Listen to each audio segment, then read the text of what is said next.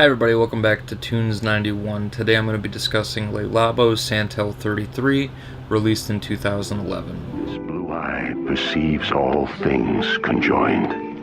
The past, the future, and the present. Santal 33 comes in two sizes, a 100 ml and a 50 ml bottle that'll run you anywhere between $180 to $280 American depending on where you get it. Santal 33 is difficult to pinpoint. It's like an amalgamation of many different facets of different kinds of fragrances. It is considered a woody aromatic, but there are things going on in this that I would personally not be able to pinpoint exactly what it is, other than the fact that it is incredibly aromatic. I would not consider it strictly a woody aromatic. Santal 33 contains notes of cedarwood, sandalwood, papyrus, iris, leather, amber, and violet and cardamom. The fragrance, when I spray it on,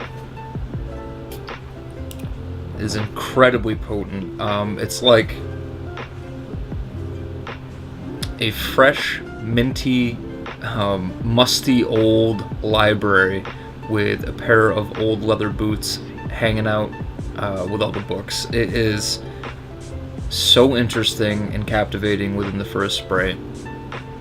And after the first hour or so, when it starts to tame down, it becomes very much a smooth, creamy, woody fragrance that has this minty vibe that plays throughout that you get from the papyrus, and it has a little bit of spice in there from the cardamom, but the iris is what gives it a little bit of that creamy vibe along with the sandalwood, and it is just so difficult to pinpoint what it is that this fragrance smells like on its own. I couldn't possibly compare it to another fragrance and say, well, if you like this, then you'll like this.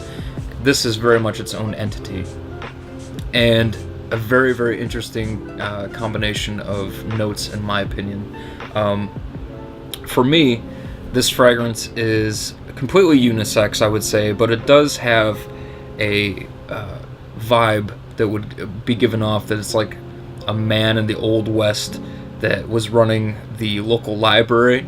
It has this musty quality to it. It has this leathery quality to it that's very reminiscent of what I would picture the Old West kind of smelling like, with a very contemporary take with these extra added notes of papyrus and the cardamom and the spicy elements with the amber. Overall, I would say that this is a safe, daring fragrance, if that makes sense. So it's pleasing to most people that I've experienced that have smelled it on me, but it also is, just like I said, its own entity, so it's not going to smell like anything that you've ever tried before.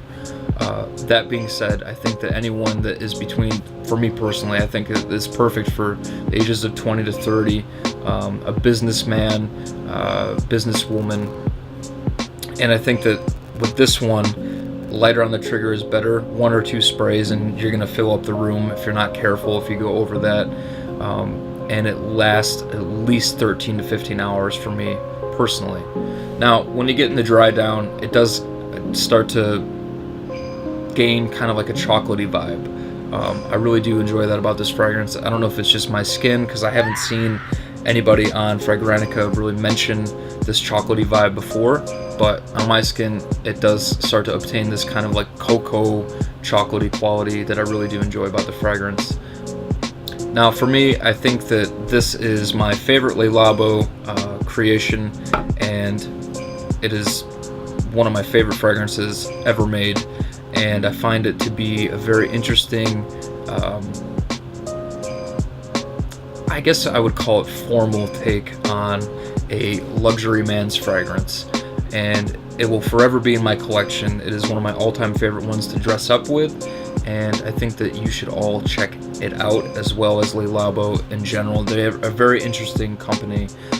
There are so many that I love: Bergamot 22, Oud 27, the list goes on. They have the city exclusives that are all very interesting, and this one is definitely a contender for one of my favorites to wear out. This is perfect for evening settings and wonderful for fall and winter. This stuff cuts right through the cold air for me, but you could also get away with wearing this in the summertime.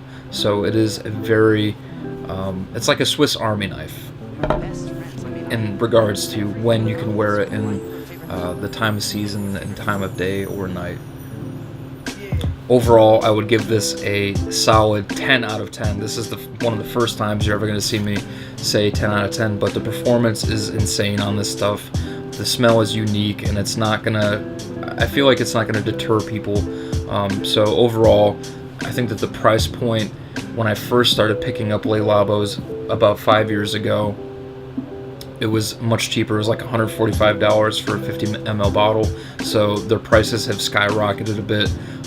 But I would say that if you could find a deal on this in any way, shape, or form, like an eBay seller or whatever that's selling their bottle, to definitely jump on that, or at the very least check out Le Labo's offerings from somewhere like Lucky Scent and give them a nice sample.